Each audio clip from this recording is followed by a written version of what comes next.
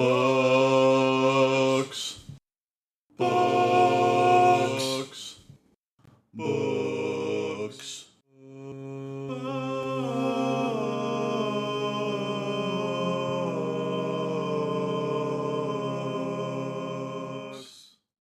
Hello and welcome to Didn't Read It, the podcast that pisses gloriously, as James Joyce would have wanted.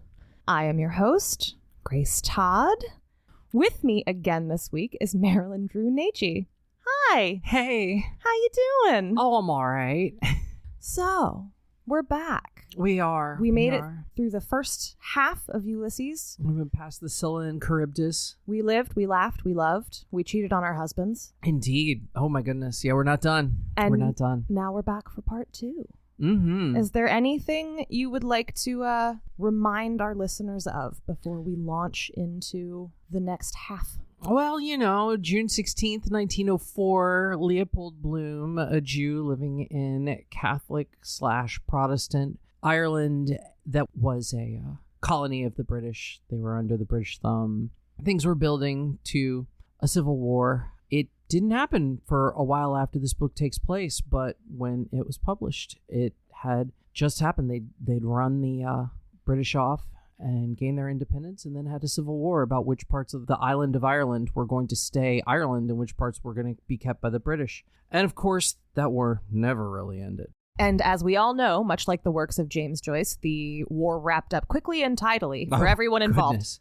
Yeah, the EU solved that problem for a while, and then Brexit happened. Yay! So, yes, the Troubles. We are not yet at the Troubles. No, this is before the Troubles, back when, Ireland was just completely overrun by the British and had no ability to shake them off as yet, but tensions were building. So that's kind of the backdrop, and of course Bloom is a Jew in this world, and then we have Stephen Dedalus, who is basically the Joyce analog. He's a young writer. He was the hero of A Portrait of the Artist as a Young Man, James Joyce's first novel. This is his second novel, so all of the Stephen Dedalus parts sort of constitute a sequel. Then there's Molly. Molly is Leopold's wife. She's having an affair with the guy who runs her dance band, and that is going to continue to play a part. But we are at episode... Oh, what is this? I don't know the number. See, this is the great thing. We talked about this last week. The episodes are neither numbered nor named. You just have to, know your Joyce in order to know what they're called. Which I am just realizing is such catnip for music nerds. They're like, oh, the chapter names for Ulysses, you wouldn't know them. Mm. Oh, you just read the book. You didn't find out the chapter names. Yeah, no, you gotta know where to find that. I bought this copy, this 1922 text published by Oxford University Press that is full of footnotes. I bought it because it was $1 cheaper than the Random House edition at Barnes & Noble the day I needed to buy this book to read it for my book club long ago. And I think that was the wisest dollar I didn't spend ever, because everybody else bought the Random House edition and could not make head or tail of it. And I had all these footnotes, and they were like, she has footnotes. What? And that's why they all hated it, and I loved it. You were given the information you needed to succeed. I was. Surely there's a metaphor in here somewhere. Yeah, to way too many things. But let's get back into it. We are at the chapter known as Sirens in Homer's Odyssey. The sirens were sweetly singing vixens of supernatural power who lured unwary sailors to their doom. And what happened was Odysseus said, "Tie me to the mast. The rest of you plug your ears. I'm going to hear the song of the sirens."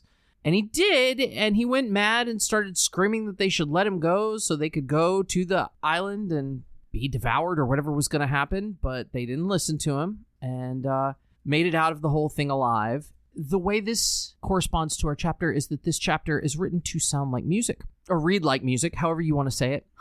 It begins with an overture, which is a bunch of disconnected sounds and words from the rest of the episode. And at a certain point, about 2 pages in, after all these little disconnected things, it says, begin.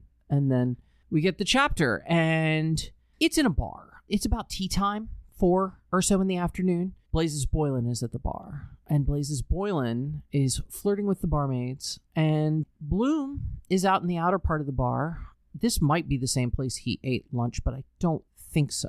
And he's out there hanging out trying to write a letter back to his Martha, who, if you remember from last week, we discussed was his Lonely Hearts Personals correspondent, and he writes to her under the name Henry Flower. Right, yes. Yeah. The sexy correspondences of Henry Flower. Mm-hmm. But so he's writing a letter, and Blaise's, it's so funny. It's so ironic. He's writing a letter to the woman he's having this epistolary dalliance with, and he's made uncomfortable by the fact that the guy who is certainly screwing his wife and about to go do that very thing after he leaves this bar is in the other room. And Bloom's like, how dare he be in there while I'm trying to write to my literary paramour? How dare you cheat with my wife while I cheat on my wife? Yeah, for real. It's ridiculous. But the important part of this is the way it's written. And I just want to read the most obscene passage from this as a way to illustrate the way this section is written like music. I remember reading this out loud to my book club and them all howling with laughter because they hadn't noticed it because,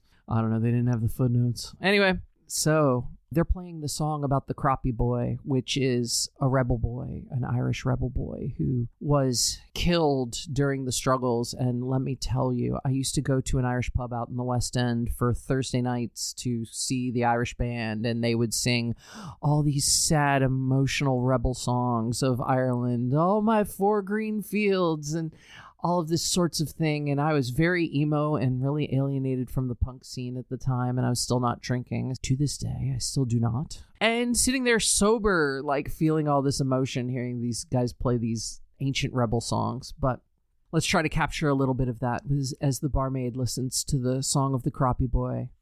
A liquid of womb of woman eyeball gazed under a fence of lashes calmly hearing. See real beauty of the eye when she not speaks on yonder river. At each slow satiny heaving bosom's wave her heaving embon red rose slowly sank red rose. Heart beats her breath that is life, and all the tiny fern foils trembled of maiden hair. But look, the bright stars fade. Oh, Rose Castile, the morn, ha, Lidwell, for him, then, not for, infatuated. I like that. See her from here, though. Popped corks, splashes of beer froth, stacks of empties. On the smooth, jutting beer pull laid Lydia hands lightly, plumply, leave it to my hands, all lost in pity for crappie. Fro, to, fro, over the polished knob. She knows his eyes, my eyes, her thumb and finger passed in pity, passed, repassed, and gently touching, then slid so smoothly, slowly down, a cool, firm, white enamel baton protruding through their sliding ring, with a cock, with a cara. Wow. She's jacking off a beer pull. Sometimes you got it, you know? Yeah. But it's so obscene and yet on the surface not what it seems to be. And I remember reading that being like, oh my goodness, what is happening? You know, sometimes you just watch a barmaid touch a beer handle and you're like, I got a beer handle you could touch. I think you nailed it. I think that is what's happening here. Bloom is like, why are you drooling over Blaise's Boylan as he plays the piano and sings along with Simon Daedalus and all the other cronies over there when you could be over here with me? But he doesn't even really feel that. I don't think he really even likes the barmaid. She and her other barmaid coworker are both flirting with all the guys. And of course you see this at bars. You see the barmaids that flirt. And it's like, oh, this is part of your job, isn't it? Yeah, no, it's basically in the description. And that's why it's such a trope. The guy who thinks the bartender's actually into him. Oh, yeah. There's always one. Yeah. Well, so from there, Blaise's Boylan leaves to go to Bloom's house and bone his wife, who's still laying abed as far as we know. We haven't seen her since, like, what was that, 8:30 in the morning? Sometimes you just need to spend a day luxuriously in bed waiting for your lover. Lover/boss in the dance band. So, you know, that's not complicated at all. From there, we're going to another bar story. And this chapter is called Cyclops. Do I need to tell anyone the Homer story from the Odyssey of Odysseus and the Cyclops? He blinds him, doesn't he? Yeah. The Cyclops traps them and he gets away by blinding them. The point here is that this fellow who's going to tell us this story, he is blinkered. He's a drunken Irish yabbo, as my notes say. He's frequently interrupted by documents that either back up or undermine his tale. Now, there's a thing that happens in this chapter that pays off something that's been hinted at throughout the book so far. And this is the kind of randomness that I think is truly like a modernist detail that you weren't allowed to do in literature before this. There's a moment where Bloom is on the street with his newspaper, and he bumps into a guy he knows, and the guy's kind of talking his ear off, and he's like, oh, I gotta go, I got things to do. And the guy's like, oh, let me look at your paper real quick. I need to see the racing odds on today's Gold Cup. You mind if I look at that? And he's looking, oh, just a minute, just another minute. And Bloom says, you can keep it. I was just going to throw it away. And he says, what? What did you say? I was just going to throw it away. And the guy goes, smacks the paper, says, I'll risk it. Hands the paper back to Bloom. Bloom's like, what was that about? Well, in this chapter, we find out that there was a horse running at 20-1 odds in the Gold Cup called Throwaway. And somehow it won. Oh, that's cute. Mm-hmm. The guy was going to do a bet, and either the narrator or one of his friends says, oh, I talked him out of that. And now looks like Bloom was right on us all. Bloom didn't mean to give anybody a racing tip. He was just saying he was going to throw the paper away. And now he comes to this bar, and the Cyclops, this guy, this local guy, is there, and he's a Fenian, he's a rebel guy, and he hangs out with this fellow who's known only to us as the Citizen. And the Citizen is very much an Irish nationalist, but in a way where it's not just we need to throw off the shackles of these British, it's also all of these people should get out of my country, Ireland for the Irish. Ah, yes, I see. Mm-hmm. Uh-huh. Okay. Yep. So Bloom comes by in the middle of all of this, and there are these little documents, like I said, that show up, and the guy is ranting, and then it'll cut in like a legal document that is giving us the truth of whatever hoary story he just told. This is another one where the form is a big part of what we're getting, and that becomes more and more common as we go on. You know, the last chapter was music. This one is this. We don't know who this dude is. We never find out. He's just some guy who's, you know, like I said, just kind of a lout. Let's see if we can capture a bit of this guy. But begob, I was just lowering the heel of the pint when I saw the Citizen getting up to waddle to the door, puffing and blowing with the dropsy, and he cursing the curse of Cromwell on him. Bell, book, and candle in Irish, spitting and spatting out of him, and Joe and little Alf round him like a leprechaun, trying to peacify him. Let me alone, says he. And begob, he got as far as the door, and they holding him, and he bawls out of him, 3 cheers for Israel! What's happening here is that they're all mad at Bloom because he didn't stand the pub for a round of drinks with his throwaway winnings. It's your turn to buy a drink, buddy. Yeah, so that's a situation. Plus, the Citizen is mad because Bloom's a Jew living in Ireland anyway, and at one point he confronts him about it, and he says something like, what country do you claim? And he's like, Ireland. I was born here. This is my country. I'm from Dublin. And the Citizen does not like that. And is this the tenor of the confrontation? Is this one of those things where we're meant to understand that there's real menace here, or is he more just like hot air? Oh yeah, no, there is real menace. Let me read you another little bit. Ara, sit down on the parliamentary side of your arse for Christ's sake, and don't be making a public exhibition of yourself. Jesus, there's always some bloody clown or other kicking up a bloody murder about bloody nothing. Gob had turned the porter sour in your guts, so it would. And saw the ragamuffins and sluts of the nation round the door, and Martin telling the Jarvey to drive ahead because they're trying to flee. Bloom and his buddy Martin, they were just trying to collect some money for Paddy Dignam's burial fund to give to his survivors. Alf and Joe at him to wisht, and he on his high horse about the Jews and the loafers calling for a speech, and Jack Power trying to get him to sit down on the car and hold his bloody jaw. And a loafer with a patch over his eye starts singing, if the man in the moon was a Jew, Jew, Jew, and a slut shouts out of her, hey, mister, your fly is open, mister. And he says Mendelssohn was a Jew, and Karl Marx, and Mercandante, and Spinoza, and the Savior was a Jew, and his father was a Jew, your God. He had no father, says Martin. That'll do now. Drive ahead. Who's God? Says the Citizen. Well, his uncle was a Jew, says he. Your God was a Jew. Christ was a Jew like me. Gob, the Citizen made a plunge back into the shop. By Jesus, says he, I'll brain that bloody Jew man for using the holy name. By Jesus, I'll crucify him. So I will. Give us that biscuit box here. And he proceeds to throw this biscuit box at Bloom, but he misses. Oh, that's good. Jeez. All right. Yeah, so this is our most virulent episode of anti-Semitism, and Bloom stands up for himself, as you see. The footnotes take quibble with most of Bloom's names. They're like, yeah, Karl Marx was not a practicing Jew. Spinoza wasn't Jewish at all, but... It's fine. He's got the ire upon him. He's worked up. He's drafting people onto his team, in the heat of the moment. We'll allow it. Let the man roll. So that's basically the Cyclops episode, and Bloom flees out of there. And in the next episode, Nausicaa, we find where Bloom ends up, which is on Sandy Mount Strand again. He's at the beach. It's sunset time, and in Homer, Odysseus falls asleep on a beach, and a young hot girl is inspired in a dream. Her name is Nausicaa. And in a dream, she's inspired to go down and bathe and wash in the river, and Odysseus sees her, and it's like, ooh, he doesn't bone with her, but she helps him out. I love the incredibly lengthy literary tradition of dudes writing stories where they just happen upon a lady who happens to be naked, and it's like not their fault. They just were there, It's fine. Yeah. So, at this point, we're suddenly plunged into the world of Victorian romance novels, sentimentalist novels.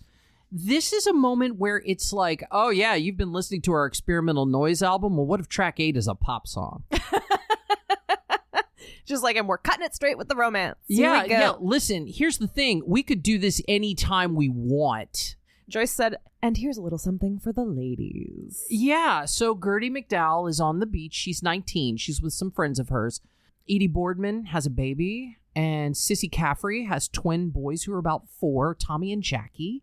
And they're trying to involve Gertie in things, but she's a little standoffish. She really wants a man. She's been kind of thrown over by her boyfriend. And it's apparently a Catholic Protestant thing. Oh, dear. Yeah, so what happens is that she spies this mysterious stranger and starts flirting with him, and it's Bloom. Oh. Yeah, and things build up. They don't speak. They're just kind of looking at each other.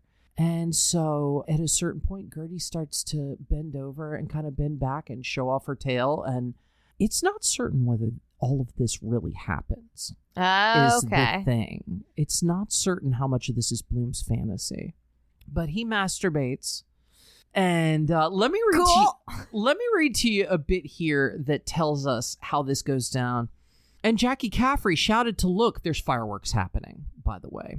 There was another, and she leaned back, and the garters were blue to match on account of the transparent, and they all saw it and shouted to look. Look, there it was, and she leaned back ever so far to see the fireworks, and something queer was flying about through the air, a soft thing, to and fro, dark, and she saw a long Roman candle going up over the trees, up, and in the tense hush, they were all breathless with excitement as it went higher and higher, and she had to lean back more and more to look up after it, high, almost out of sight, and her face was suffused with the divine and entrancing blush from straining back, and he could see her other things too. Nainsook knickers, the fabric that caresses the skin better than those other Pettywith, the green, 4 and 11 on account of being white, and she let him, and she saw that he saw, and then it went so high, it went out of sight a moment, and she was trembling in every limb from being bent so far back that he had a full view high up above her knee, where no one ever saw, not even on the swing or waiting, and she wasn't ashamed, and he wasn't either to look in that immodest way like that, because he couldn't resist the sight of the wondrous revealment half offered, like those skirt dancers behaving so immodest before gentlemen looking.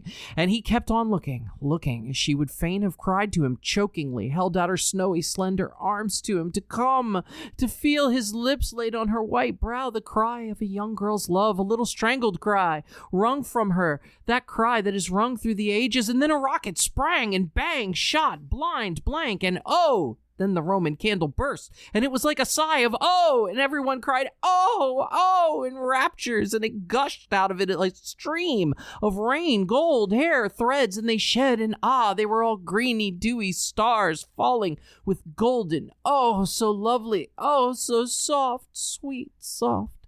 So our Leopold Bloom is orgasmed. I have no idea what any of that could have been a metaphor for. Oh my goodness, no.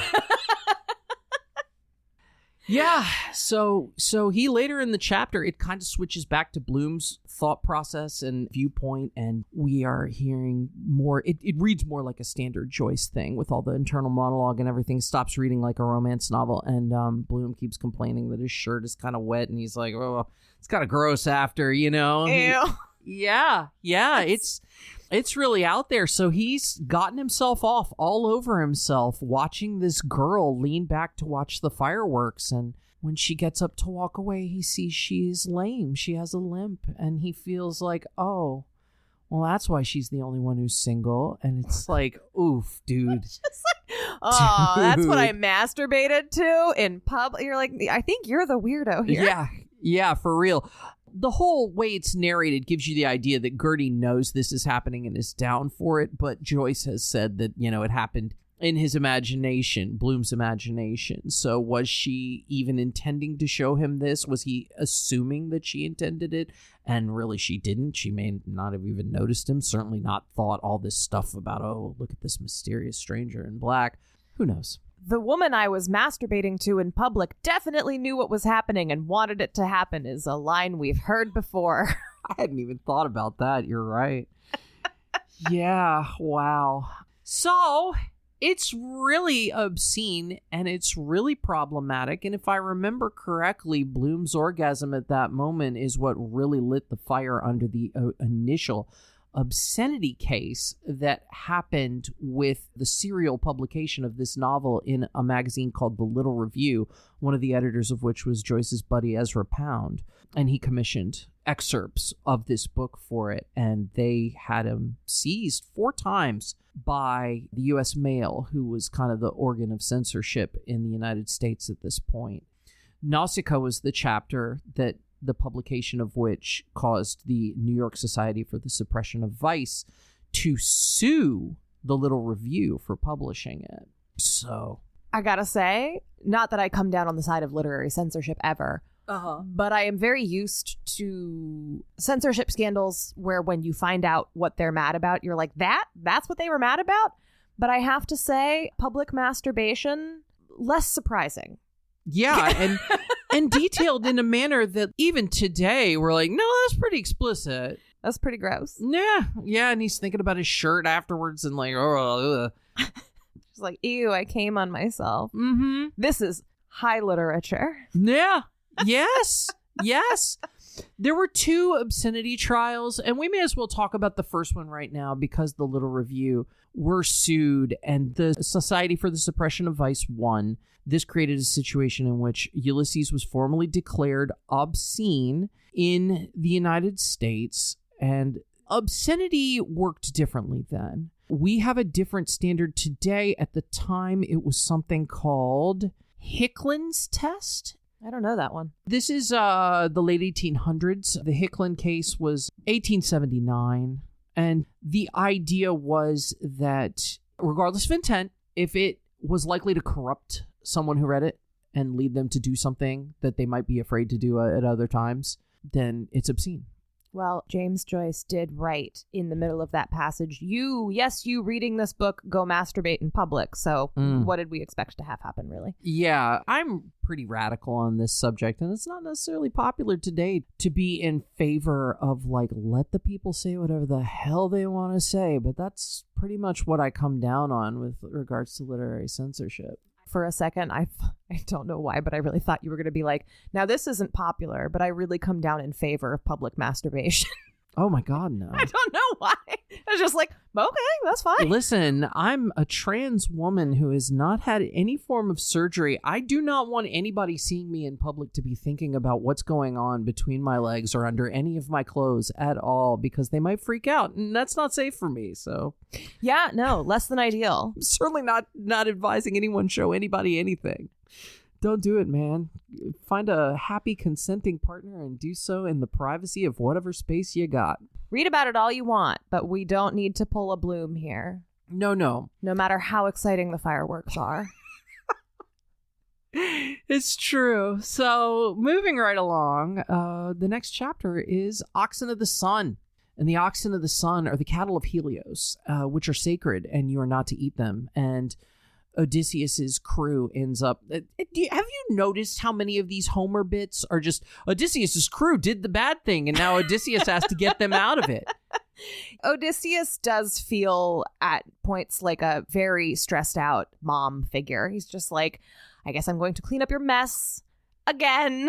And then also every once in a while he has sex with a woman and he's like, but my wife, I haven't seen her in 15 years, but I'm really trying to come home to her. Why did I let myself get tempted like this?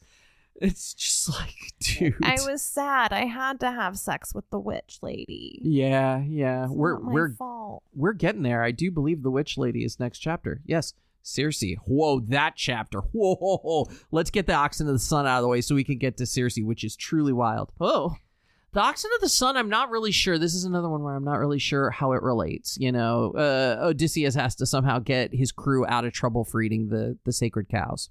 Meanwhile, this is the chapter where Bloom goes to look in on Mina Purefoy, who is the wife of another guy in the crew. You know, there's Daedalus and there's Bantam Lions and there's a bunch of guys in the crew. And they're all hanging out, by the way, at a certain point when they go to the hospital. Bros being bros. Yeah, they're just hanging out, waiting for the baby to be born. Mina's in another room, you know. You remember old TV stuff where the father was pacing around in the hallway back before they let the dads come assist with deliveries, which started around the time I was born in the 70s, I guess. Sure. Yeah. Pacing, smoking cigarettes. Absolutely. The usual. Yeah. Yeah. So there's like a dozen of them out there. And Bloom stops in and Steven's there and a few other people. And what happens in this is almost all text. We're getting the gestation of the baby through styles of literary elocution over the years, and it goes through and starts out with, yeah, let me just find you the very beginning of this chapter so I can read you a little bit of where we start. Do you ever try to imagine these authors explaining what they're doing to their friends? And it's just like, no, look, it's going to be an extended metaphor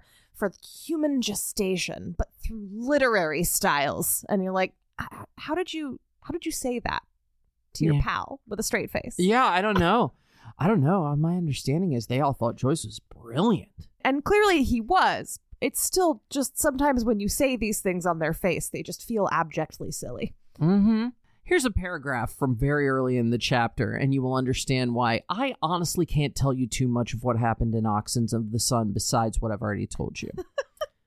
It is not why, therefore, we shall wonder if, as the best historians relate, among the Celts who nothing that was not in its nature admirable admired the art of medicine shall have been highly honored, not to speak of hostels, leper yards, sweating chambers, plague graves, their greatest doctors, the O'Shiels, the O'Hickeys, the O'Lees, have sedulously set down the divers methods by which the sick in the relapse found again health, whether the malady had been the trembling, withering, or loose boyconal flux.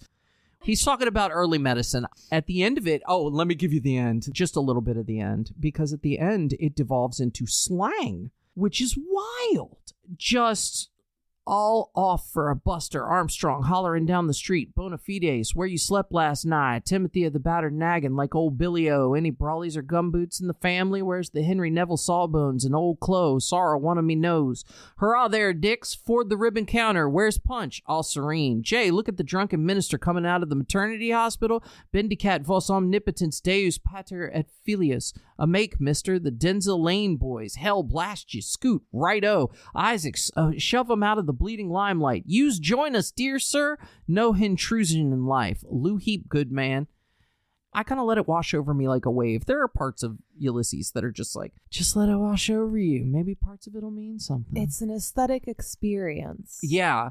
And that's really how Joyce was inventing modernism, by giving us these texts that were not, here you read these words and you learn the story. They were, here you read these words and the way they are read tells you something that isn't these words. It's what these words signify. The story happens to you. For sure. Okay, let's move on to Circe. And this one's crazy. Oh. Now, you may remember, I think it was last week I mentioned that Joyce was a big fan of Ibsen, who was another early modernist.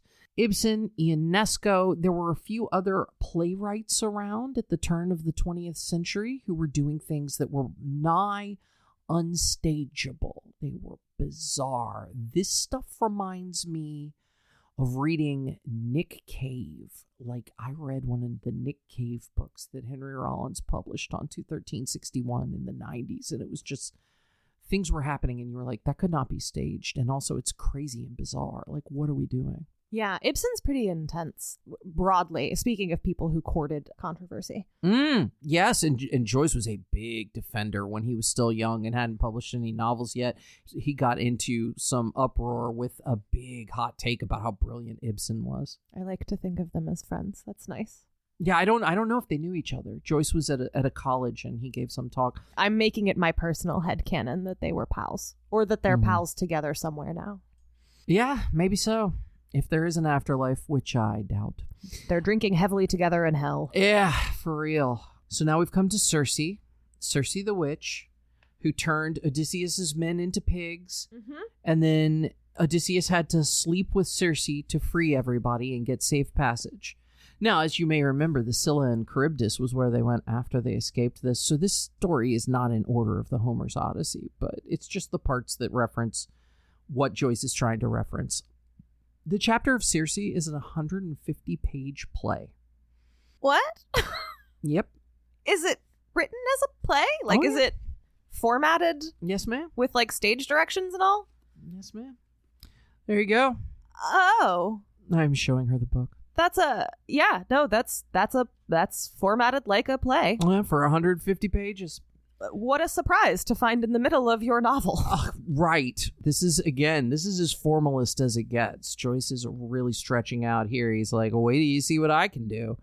And Bloom is constantly changing costumes with no warning. And Stephen Daedalus is here too. As you may remember, we were all at the hospital. Mina Purefoy's had her 9th child, Mortimer.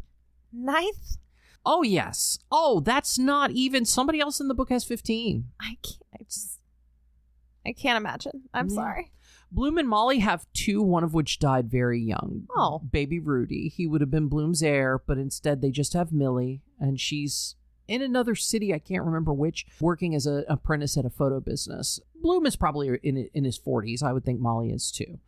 So they are sort of the generation above Daedalus, and that's why Bloom ends up acting as a sort of father figure. This is the point where that comes into play the most, but it's also, God, this chapter gets so crazy. They go down into Night Town, which is the red light district of Dublin in 1904. Okay, time to party. Yeah, they go to Bella Cohen's brothel. And I can't tell when things are real and when they aren't. There are things happening that seem relatively sane and normal. And then suddenly they'll shift into some kind of bizarre... I mean, it has to be a fantasy. It just has to be. There is a lengthy passage in which Bella Cohen becomes Bello and Bloom becomes a lady named Bloom. And oh ho! Yes, there's quite a bit of forced femininity, which as a trans woman I had quite a response to. I was going, oh my God, this is... What? You're just like, all right. I didn't think we were doing this back in 1922. So we've got sexually aggressive and possibly borderline supernatural ladies. We've got some gender bendy. We've got some force femming. Yes. It's getting wild. I mean, closeted trans women of a century ago were definitely touching themselves in an impure manner to this part of the book. And I say, good for them. Yeah, oh, totally. Like, we all have those eras in our lives, and then we come out, and it's like, oh, okay, this is actually totally normal. Living as just being a person, it's normal. But, you know, for a while, it takes on quite the, anyway. I don't know if it was intended to be a trans thing. I can't imagine it was. I mean, Richard Croft Ebbing had written about trans women in Psychopathia Sexualis, and I think Magnus Hirschfeld was doing his thing in 1922 with the Institute for... Oh, I'm going to blow it. I don't know the name of Hirschfeld's. The Nazis wiped them out. Yeah. If you've seen the movie The Danish Girl, which is problematic because a man plays a trans woman, but what are you going to do? He's a man for the first 2/3 of the movie, and then suddenly she's a woman, and it's like, oh... Goodness me, what would have been better, making a trans woman hide her true self for 2/3 of the movie? I don't know. I don't have an answer. The Danish Girl, it's problematic. We should probably cut all of this. Well, no, I mean, I think it's worth touching base on, which is a thing that has come up and will continue to come up in this podcast, is like queerness of all shades has always existed, whether Always. or not we had the particular terminology or whether or not we understood it in the way that we understand it now. Yep. These things have always been around, and whether or not James Joyce was sitting down to be like, and here is the trans section of my book, it's also not something that he would have been unaware of. Yeah. Like he's making nods to things that he knew existed, For sure. and to types of people that he knew existed, and desires that he knew existed, Mm-hmm. and is invoking them Mm-hmm.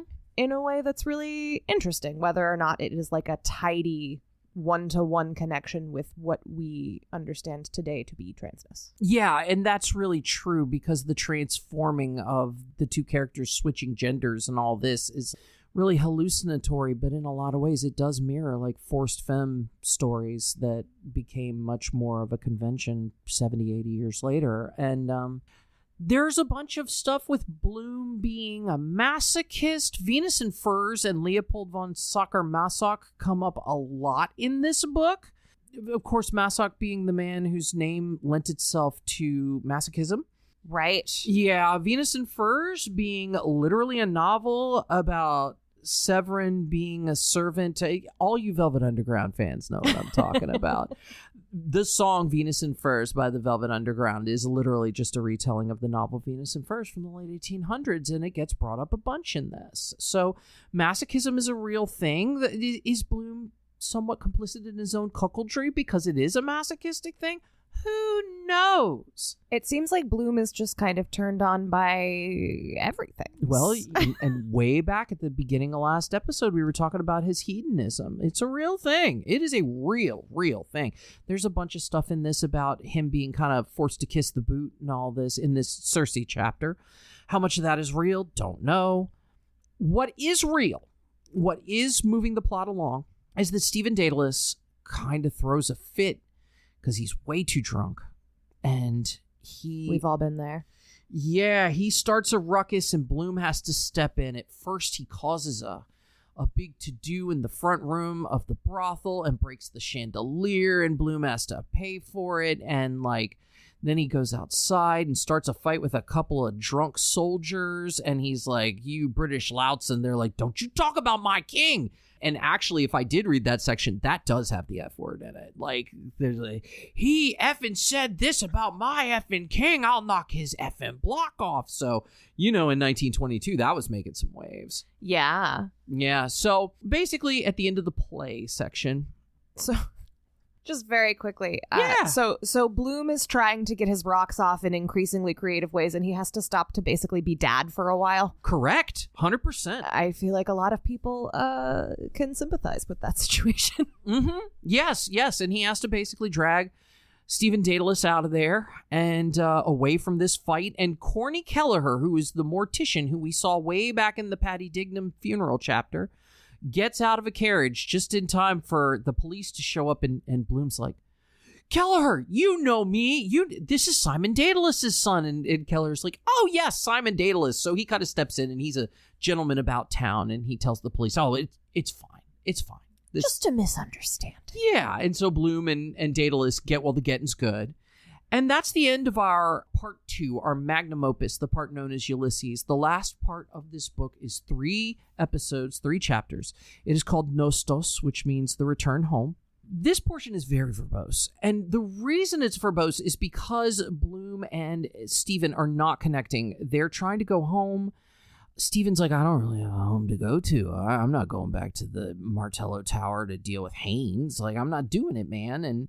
And Bloom is trying to communicate with him about getting his life straight and things together. Bloom had to take his money and hide it while they were in the brothel. He figured out that Stephen was going to blow his entire paycheck, and he swiped the money. And then Stephen is too drunk and has forgotten that he let Bloom do this and is like, "Where's my money?" So, they're going through all this and they can't communicate. And they're wandering down the street and they come upon this little sentry tower where an Irish rebel fella of some description is, who knows the two of them, more Dedalus. And they talk, and I think Dedalus is a little embarrassed to be seen in this state, and they end up going back to Bloom's house. And at this point, that's basically Eumaeus, the third to last chapter, in which Odysseus's former servant helps him get home. Then we have Ithaca, which is the second to last chapter. In Homer, this is when Odysseus slays the evil suitors and reclaims his house. This is the one where he sees his dog and then his dog dies, and it's very sad. Oh, yeah, okay. Isn't that in the Probably in the Homer? It's Probably. I didn't read the Homer. Because part of the whole thing in the Homer, one of the saddest things in all of literature, no one recognizes him when he returns. Oh, that's true. Except for his dog. Of course his dog would. Who recognizes him and wags his tail, and then, satisfied that his master has returned, dies. Yeah, because he'd be very old. Yes. Odysseus has been gone a long time. Much older than a dog is actually capable of being. Yeah, like 20? Yeah, but he's been gone 20 years. It's like, it's so sad. It is sad. That is sad. I did not remember that. Oh, I'm the sort of person where you got to check doesthedogdie.com before you watch a movie. Like, Homer does not pass. Yeah. Or the Odyssey. I just don't watch movies with dogs because I'm like, I know how this goes. Dogs live for 15 years and humans live for a lot longer than that. And they are going to kill a dog at the end to make me cry. And I'm not going to be complicit. There is a certain tension literally anytime a dog walks on screen. You're like, I don't know about this. Yeah.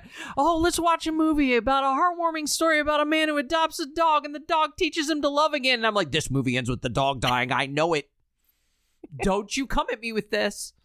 I'm not doing it. I've never seen Marley and Me. It's not happening. You're like, kill a toddler or something. Just not the dog.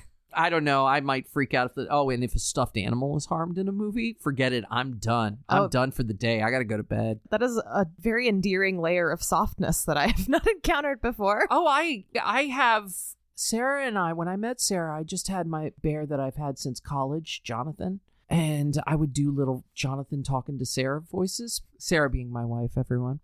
So she met Jonathan and he would talk to her and I'd do little voices for Jonathan. And then we slowly got more and more stuffed animals and they all developed voices and backstories. And, we probably have 50 and they're my little friends.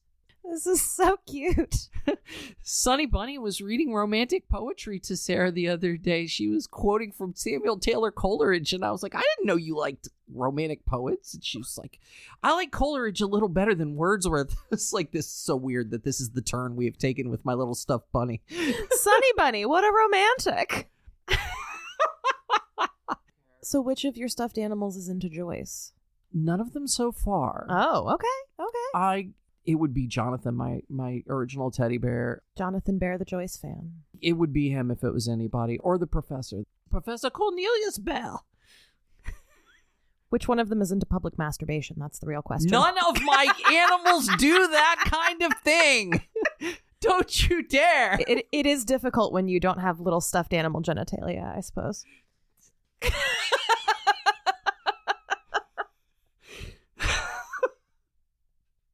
Oh, Lord, I'm going to need a minute. I'm sorry. It's fine. But I love a stuffed animal. Can't give you too hard a time. I have never shaken the childhood superstition that throwing a stuffed animal away is mean and wrong. Of course it's mean. So all they're there for in life is to be your friend and make you feel better. Toy Story really did a number on our generation, I think. All the children's media with the toys coming alive when you're not paying attention to them. Calvin and Hobbes. Yeah. Because he has a stuffed tiger, and then when his parents aren't around, the stuffed tiger is a real tiger. Yeah. And he's his best friend. Oh, my goodness. Ooh. Is Calvin an egg? If Calvin's an egg, that's me. Didn't Read It is a podcast that embraces the autonomy of stuffed animals and is officially endorsing a headcanon in which Calvin is an egg. Fair enough. We should probably get back to the book, shouldn't we? I suppose. Okay, so our second to last chapter is Ithaca, as we discussed. This is a catechism. Do you know catechism? Remind me. Were you confirmed as an Episcopalian? I was not. See, I was. I didn't stay in the church. The way this works is we learn what we believe through a Socratic dialogue, both sides of which are memorized. Your priest asks you questions, and you repeat the answers. We believe in one God, creator of heaven and earth, blah, blah, blah. That's the Nicene Creed, which was written in the 300s in order to standardize the beliefs of Christians, back when all Christians were Catholics. I was confirmed. I had to go through a catechism of sorts. It's much more of a thing in Catholicism. So, here's a little bit of the catechism. What self-imposed enigma did Bloom about to rise in order to go so as to conclude, lest he should not conclude involuntarily, apprehend? The cause of a brief, sharp, unforeseen, heard, loud, lone crack emitted by the insentient material of a strained veined timber table. What self-involved enigma did Bloom, risen, going, gathered multicolored, multiform, multitudinous garments, voluntarily apprehending, not comprehend? Who was Macintosh? And that's the man from At the Funeral. And he was like, there's a fella here with a Macintosh. Who's that guy? You know, the thing when you go to a funeral and you think you're going to know everybody, and then somebody comes to your friend or relative's funeral and you don't know who they are. You're like, who the fuck are you? Yeah, and at one point, this is another bit of randomness. A journalist who's going to publish a thing about the funeral stops Bloom outside and is like, who was here? And Bloom's like, so-and-so, so-and-so, so-and-so, so-and-so, so-and-so. So-and-so wasn't here, but he asked to be put in that he was here, so so-and-so. And so-and-so, and the guy's like, did you know that one fella, like, who was standing off to the... He's like, oh, yeah, the guy with the Macintosh. Oh, Macintosh, great, I'll write that down. No, he was just wearing a Macintosh. We don't know who that dude was. But there you go. So it's just questions and answers. And we learn that Bloom has, returned home. He invites Stephen to spend the night. Daedalus is like, nah, man, I'm going to go and make my own way. What happens to Daedalus after this? We don't really know. And Bloom goes up to bed. We've reached the final chapter, Penelope. Penelope! This is when Molly Bloom gets her say. Molly Bloom spends 50 pages saying 8 sentences, each of which is roughly 2,500 words long. Each sentence is roughly Correct. 2,500. Okay. Uh-huh. Yeah, Molly is very rambly. If you think this novel has been rambly already, then Molly has another thing for you. Yeah, and it's really an opportunity for her to kind of express herself, and she is very sexual and frank and open, and she also bounces around from subject to subject. She thinks of a thing and then goes off on that, and that's why there's not really periods in this chapter. Let me give you a little bit of Molly real quick. I always liked poetry when I was a girl. First, I thought he was a poet like Byron, and not an ounce of it in his composition. I thought he was quite different. I wonder, is he too young? He's about, 88. I was married. 88. Millie is 15 yesterday. 89. What age was he then? Ed Dillon's 5 or 6. About 88. I suppose he's 20 or more. I'm not too old for him if he's 23 or 24. I hope he's not that stuck-up university student sort. No, otherwise he wouldn't go sitting down in the old kitchen with him talking Epis Cocoa and talking, of course, he pretended to understand it all. Probably he told him he was out of Trinity College. He's very young to be a professor. I hope he's not a professor like Goodwin. Was a patent professor of John Jameson. They all write about some woman in their poetry. Well, I suppose he won't find many like me. We're softly sighs of love, the light guitar where poetry is in the air, the blue sea and the moon shining so beatifically, coming back on the night boat from Tarifa, the lighthouse at Europa Point. The guitar that fellow played was so expressive. Will I ever go back there again? All new faces, 2 glancing eyes, a lattice hid. I'll sing for him. They're my eyes. If he's anything of a poet, 2 eyes as darkly bright as love's own star. Aren't those beautiful words? As love's young star. It'll be a change, the Lord knows, to have an intelligent person to talk to about yourself, not always listening to him. And Billy Prescott's ad, and Keyes' ad, and Tom the Devil's ad. You see, she's talking about Daedalus, and she's talking about Bloom, and she's kind of lusting after Daedalus and being like, oh, Bloom's kind of boring, but at the same time... That's such a type, the philandering couple who always comes back to each other. For sure. You know? Yeah, that's what these two are, because by the end, she's thinking about back when Bloom proposed, and that's the section where she says yes a lot. She's like, it's extremely famous. Oh, and the sea, crimson sometimes like fire, and the glorious sunsets and the fig trees and the Alameda Gardens, yes, and all the queer little streets of pink and blue and yellow houses and the rose gardens and the jessamine and geraniums and cactuses in Gibraltar as a girl, where I was a flower of the mountain, yes, when I put the rose in my hair like the Andalusian girls used to, or shall I wear a red, yes, and how he kissed me under the Moorish wall, and I thought, well, as well him as another, and then I asked him with my eyes to ask again, yes, and then he asked me would I, yes, to say, yes, my mountain flower, and first I put my arms around him, yes, and drew him down to me so he could feel my breasts all perfume, yes, and his heart was going like mad, and yes, I said, yes, I will, yes. That's the end of the book, and that's her recalling accepting Bloom's proposal of marriage. It's really sweet, but it's also like, as well him as another. Yeah. It's so interesting that she's kind of given the last word. For sure. Absolutely. Like, what was Joyce going for with that? But That's what we get, Molly, for the last 50 pages. She's so interesting. She's so real. Yeah, well, and it seems like just based on the excerpts you were reading that her section feels more like pure emotion. Yeah, for sure. Bloom is constantly slipping into fantasy. But also he's very earthy. And hedonist. Hers is more, the book goes essentially brain, stomach, heart. Yeah, I think you're really onto something there. Between Daedalus, Bloom, and then Molly. That's correct. Yeah. But that's Ulysses. And did I just tell you a story? Did I? I think so. Yeah? Okay. I feel that I still might have gotten quite a bit of it wrong. I'm not sure I completely understand it, but I like it, and that's what's important. Yeah, and that's the big question I have for you. And I do want to talk about some of the controversy and all of that. But when you were sitting there in your book club, and you were salmoning against the tide of common opinion in your book club. For sure. What spoke to you so much? What about this gelled with you in such a way that you were like, no? I was very enthralled with the way he was doing all of this stuff. I was like, oh, he's playing with text and he's signifying things. And, oh, now we're going to do newspaper headlines. And, oh, now we're going to do, the history of the English language. And I can't follow this at all. But, man, I admire his spirit. I like that he's giving it a go and really getting out there. And the story is not really even the point. I like the characters. I like Molly. I like Daedalus. I like Leopold. But what I really like is just what a big shot at the moon this whole thing is. And he gave us a whole world of literary conventions. Like when we talked about Halloween, it was at this episode or last episode, but I see Halloween and I've seen 1,000 splasher movies already. I'm like, oh, okay, another one like this. But no, this was the first. This was the first time anybody really went for it like this. It's brilliant. It's amazing. And I just had so much fun taking the ride. So you are a journalist. Yes. You are a music journalist. Mm-hmm. And it strikes me listening to you talk about it that is a very important attitude for a music journalist to cultivate and maintain, which is just like, take me for a ride. Like, yeah. Okay, you're swinging big. Let's see if you can do it.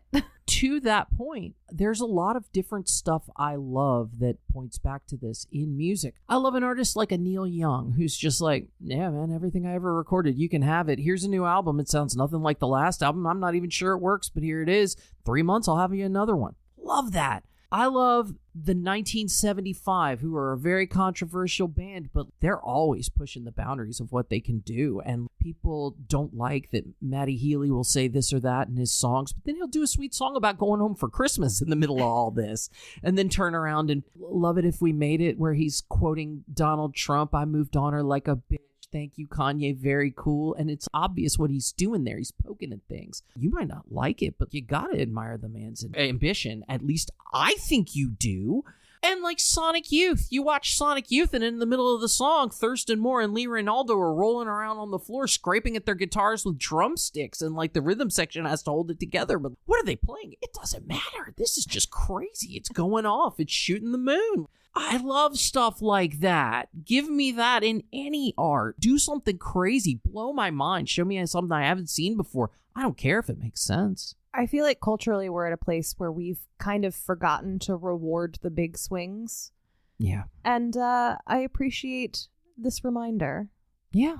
Yeah. And all right, that's a great place to turn to the social context and history around Ulysses, because Ulysses came out into a world where it was a big swing and people did not like it. We talked about the first censorship that made it obscene in the U.S. when it got stamped out of the little review and they couldn't publish any more chapters of it. It was then published by Shakespeare and Company, a bookstore and a publisher in Paris in 1922. And they were the first one to get it out, and they did 1,000 copies, and they had to crowdfund it. It was such a small little press, but people were watching for it after the case and everything that had gone on. It made a big impression. Places were mail ordering from France to do a review, and I feel like the New York Times reviewed it when you couldn't buy it in the UK or the US. Right. Yeah, it was such a big thing. And then in the late 20s, Samuel Roth, a New York publisher, bootlegged it. Can you imagine bootlegging this crazy thing? But that's how much urgency and interest there was around this, that he bootlegged it and put it out in the U.S. and he got sued. And in 1933, there was an obscenity case that, this is great. Random House was like, we got to put this book out. We have a contract to put it out in the U.S. and we can't put it out. And we're gonna force the issue. We're going to import a copy from Shakespeare and Company, and we're going to get it seized. And then we're going to sue. And they didn't seize it. It came to their office and they were like, we're going down to customs at the pier and we're going to tell them that you need to seize this book. And they did. They were like, oh, you're right. We didn't mean to let that get through. Why are you bringing it to... Don't ask questions. Confiscate this from me right now. Exactly. And it got confiscated, and the case was the United States versus one book called Ulysses by James Joyce. That's true. I think it might have been entitled Ulysses by James Joyce, but that was the suit. It was against the book. So this is definitely one of those cases where the censorship at the end of the day really did nothing but benefit the novel itself. I'm sure that's true. People were reading it because of the controversy around it, and they were importing copies and having them seized and being like, gotta try again, gotta get Shakespeare and Company to send me another one. And, that was a whole thing that was going on for about a decade. Did Ulysses become such a big deal because Joyce was the only one doing this at the time? Like, was he being uniquely filthy? Or did... Do you see what I mean? In terms of like works that were hitting the mainstream literary consciousness, yes. Yes, I think so. In terms of, was there samizdat porno mag crap that was at least as filthy as this going around, like being distributed bootleg? I mean, a friend of mine has a book called The Pearl that is a compilation of Victorian erotica published in like underground magazines. So no, it was nothing new under the sun. Of course it had been done before. But this was pushing an issue in the literary world that nobody had really tried. Right. Well, and I guess, too, it came in the wake of Portrait of the Artist as a Young Man, which is... I didn't read it. Tell me about it. I'm not going to get into it too much. We'll probably do it on the podcast at some point. But worth a shot. It's definitely not as unconventional as this, shall we say. It's definitely not as controversial. Okay. And so if his reputation had already been established to a certain point, and then he takes the big swing and also it's very filthy, I can see why that also would have gotten it a lot more attention. Yeah, for sure, because it wasn't just portrait. Dubliners was also a big deal. If you go back in Joyce's life to his really early days, he was doing a lot of work in the academic world, pushing envelopes and destroying sacred cows and going to a college and reading a speech, and it blew everybody's mind in the literary world. He was really cosmopolitan. He was living... Do you know where Trieste is? Remind me. Okay, so you've got Italy and it's a boot. If you were pulling a sock up on Italy, the very easternmost like little flip over before it becomes like Greece and Turkey and all that, and actually Bulgaria, I believe, is the next country over. Trieste is right there. So okay, yeah. He lived in Trieste for a very long time. Then World War II chased him away. I think he left during World War I and went to Zurich and then came back. But he never went back to Ireland after the Civil War. His family did, but he didn't, which is an interesting thing.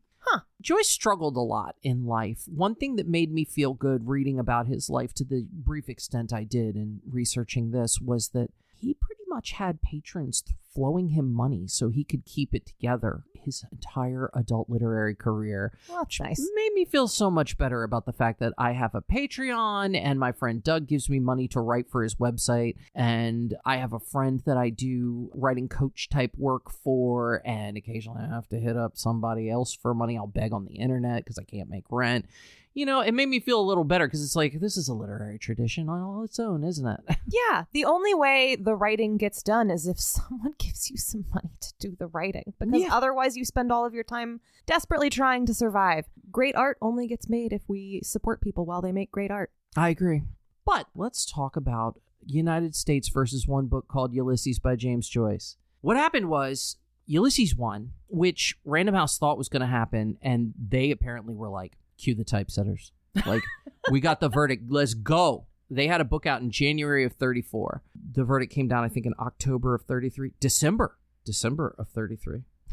They were ready. They were like, quick. The second this is legal, we're doing it. The obscenity standard established by the James Joyce Ulysses case was the work contains sexual titillation, is blasphemous or lewd.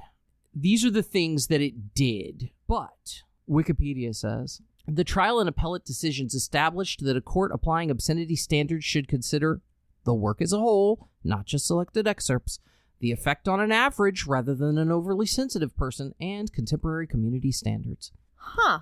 Is that familiar? I expected there to be something in there about artistic merit. No, that sort of more evolved in the years beyond. There's also a thing about appealing to the prurient interest, which is interesting in and of itself, because when we talk about things that appeal to the prurient interest, it's legal to make porn in California. Only in California. Why? Because the California state court ruled that porn is art. Yeah, people are having sex on tape, but the fact that they're filming it, it's art. So you can do it.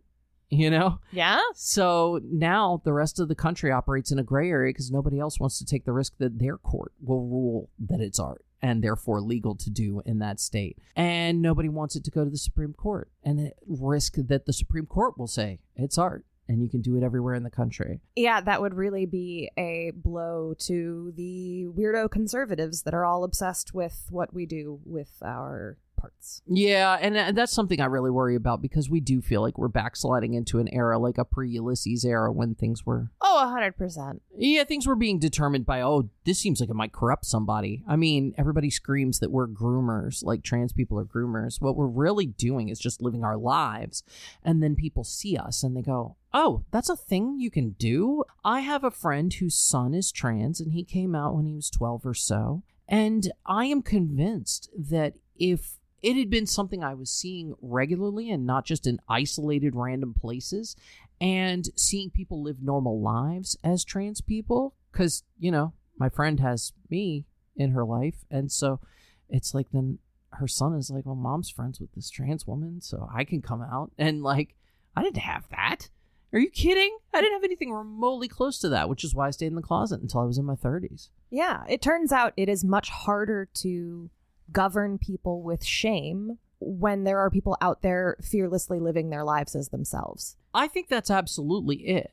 And that's what they're so angry about. I think it is because that's sort of what Ulysses' original obscenity standard was based upon, was the idea that people are going to read this and decide that they can do it. And that's okay. And we don't want that. How dare you think that existing is okay? You should be afraid. Yeah. So the standard for literary obscenity was forever changed by this book. Things opened up in a way that they hadn't been before. A lot of people could publish a lot of things that previously could not be published in the United States and in other parts of the world. Although, as James Joyce commented before he died, it'll be decades after it's available in the US and the UK before this book can be purchased in Ireland. It took until the mid-60s. Wow. Mm-hmm. Yep. Wow. Yep. I mean, I guess Ireland was a theocracy in essence for quite a long time. I think it might be as permissive there as it is here now, but Yes. for a long time it wasn't. We've backslid. They've come forward. Yeah. So, I don't know. That's Ulysses. There is one more thing. If you're going to buy an edition of Ulysses, you have to be prepared for, and you really want to, okay. If you're going to buy an edition of Ulysses and you want to read the authoritative text, you're going to have to be prepared for a lot of different people to have a lot of different opinions about which one you should read. That's because what Joyce was doing was introducing a lot of things that would have been seen as errors into text with this book. Sentences cut off in the middle of thoughts. Molly Bloom's monologue is 8 sentences over the course of 50 pages. There are mistakes made on purpose. People say incorrect facts. That's intentional. It's telling you something about the character. There are mistakes in people's names. L. Boom is who gets reported to have been at the funeral for Dignam. Well, there's an edition where they corrected it to say L. Bloom, but it was a point. It gets referenced elsewhere in the book that he was written up as L. Boom. Molly references it in her chapter. All of these things were things nobody had ever done with the book before. Well, Oxford gives us the facsimile of the original Shakespeare and Company edition.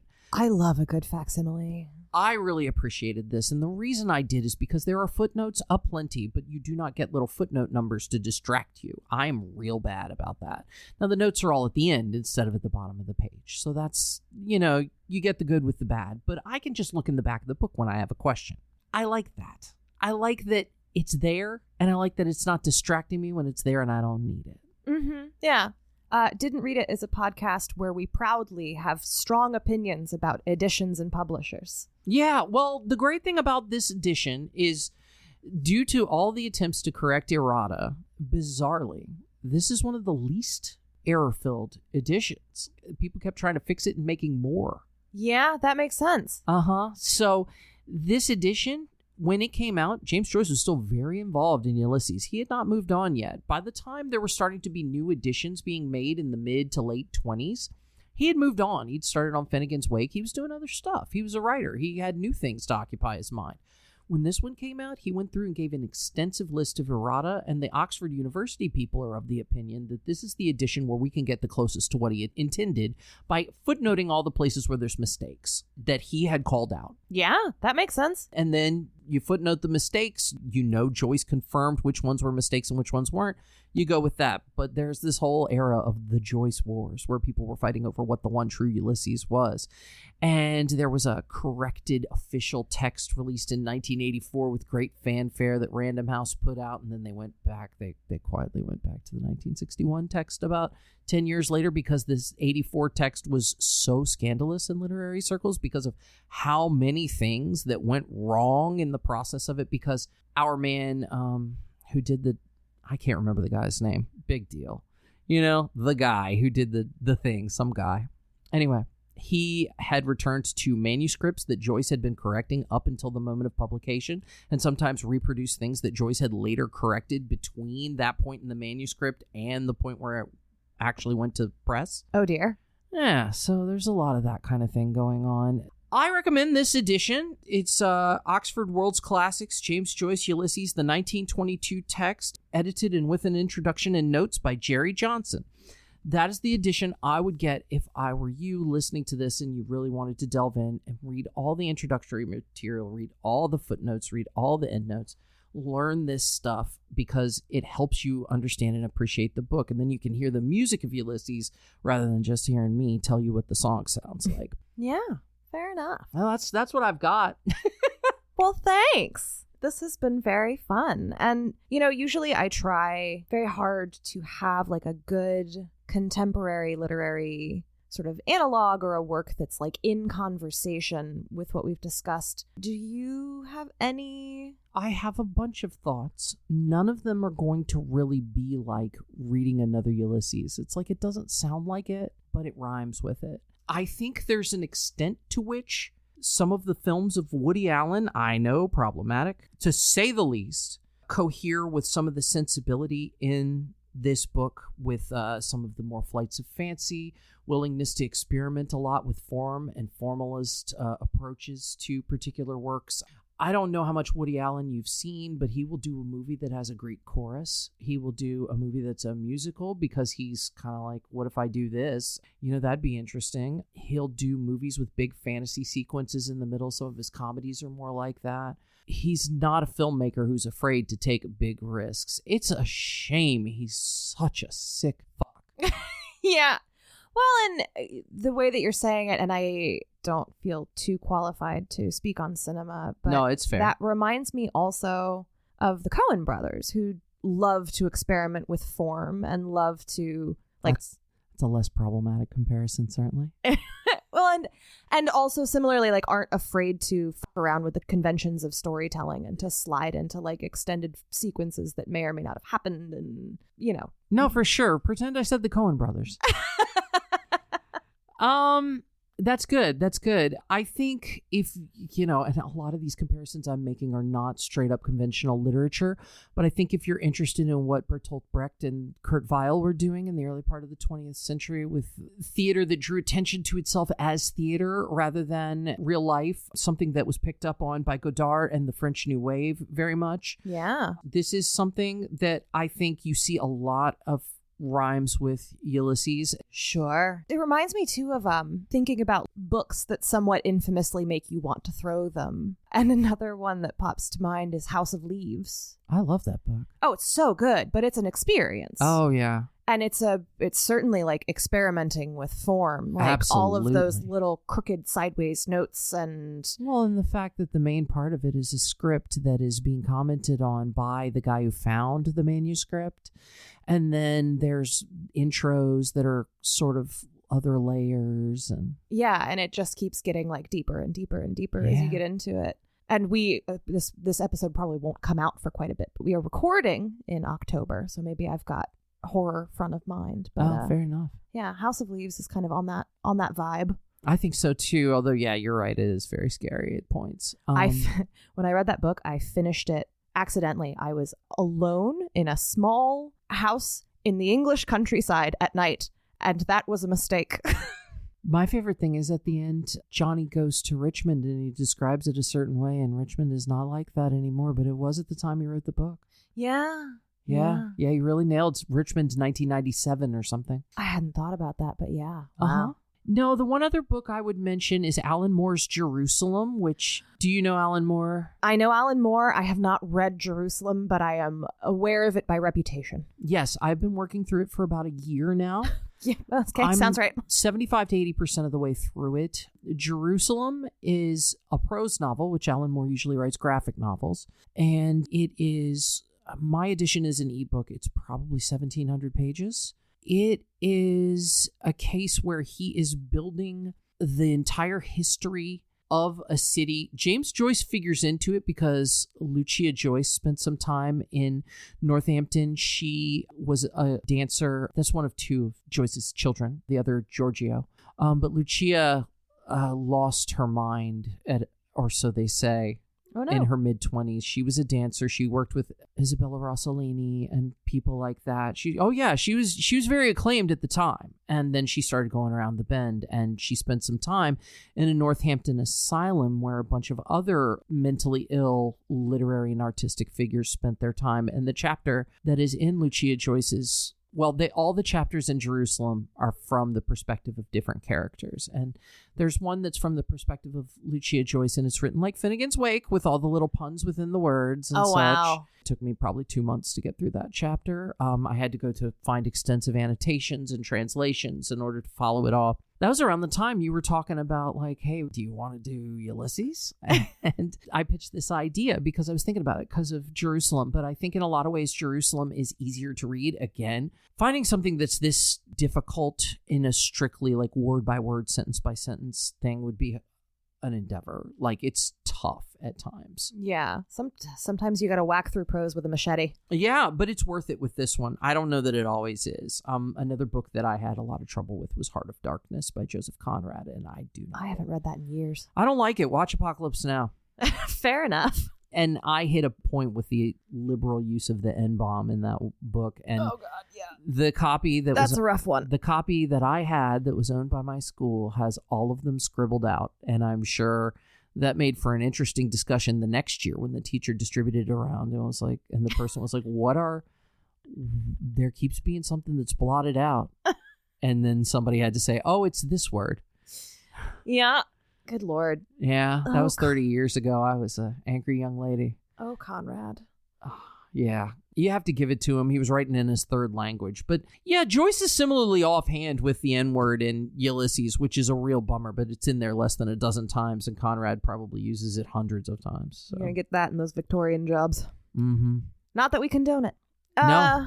Well, what an adventure we've been on. Indeed. Thank you so much for being here. Yeah, I'm glad to do it. I'm sure that many of our listeners have fallen head over heels in love with you. And as a result, would like to know where to find you. Well, sorry, ladies, she's married, but you can definitely hunt me down over on Patreon. I have patreon.com/Marilyn Drew Necci with no spaces. I am trying to raise a little bit of money so that I can carve out an amount of time in my life that I can finish this dang novel. Yay! Yeah, so I've written 3 drafts of a novel that is about a trans woman who is on a cross-country solo tour with her one-person band that is basically drum machine grindcore, and she meets a guy who is also trans, and they kind of fall for each other when they play a show together because he's also on a solo tour, but he's, an emo boy who's playing his guitar and singing his little songs, and they fall for each other and some things happen, and then they part, and the rest of the novel is the two of them slowly working their way back together while combating homelessness and general inability to survive in Trump's America, because it all takes place in 2018. I wrote it during the pandemic, and I didn't know what shows would be like after the pandemic, so I had to set it pre-pandemic. Yeah, that's fair. Mm-hmm. That makes sense. So, those two characters, I've fallen in love with them, and I'm working on a sequel taking place in 2031 that's the two of them married many moons later. Aw. Yeah, and but anyway, I have 3 solid drafts of that, but I haven't been able to find any time to work on it in a while, so that's a real bummer. All right. Well, I'm trying to finish it. Sponsor me on Patreon, everyone. find Drew on Patreon. I think you can also find her on theauricular.com. theauricular.com and various social media. Yeah. I have an Instagram I still use pretty regularly that's Annihilate This Week, which is a Black Flag song. It's all run together. I'm on Blue Sky. I think it's also Annihilate This Week. Yeah, it is. Good call. AnnihilateThisWeek.bsky.social, or however the heck it works on Blue Sky. It's fine. We'll put links in the show notes. Yeah, too. right on. I mean, I use both of those somewhat sparingly. I'm on Instagram pretty regularly. Blue Sky is somewhat sparing. As a trans woman, I feel I would be letting the side down to continue to use my Twitter account. That is fair, yeah. Yeah, so I am off Twitter until such a time as Elon Musk gets bankrupted and is unable to make his billions and billions of dollars in loan payments and has to get rid of Twitter, and then maybe I'll come back. From your lips to the devil's ears. Indeed. Well, thanks again. This Yeah. was really fun. I learned, I lived, I laughed, I loved, I learned. And I am very excited to do this again at some point, maybe. Absolutely, I'd love to. And thank you all for listening. Thanks for coming on this adventure with us. And as always, if you can, this week, this month, this pay period, consider supporting a living author, because they could sure use the help. Bye. Didn't Read It was created, written, and edited by me, Grace Todd. Kaylee Hughes is our publicist and producer. You can follow the podcast on Twitter or Instagram at didn'treaditpod, or reach us via email at didn'treaditpod@gmail.com. For source notes and further reading, as well as a list of all existing episodes, please visit our website at didn'treaditpod.com. We are recorded in Richmond, Virginia, with special thanks to Black Iris Social Club and Pesca Trio Publishing. If you enjoyed today's episode, please consider leaving us a review or rating on your preferred podcasting platform, or just tell a friend. If you did not enjoy today's episode, we are currently accepting applications for a full-time nemesis. Our intro music is Books, written, performed, and recorded by William Albritton.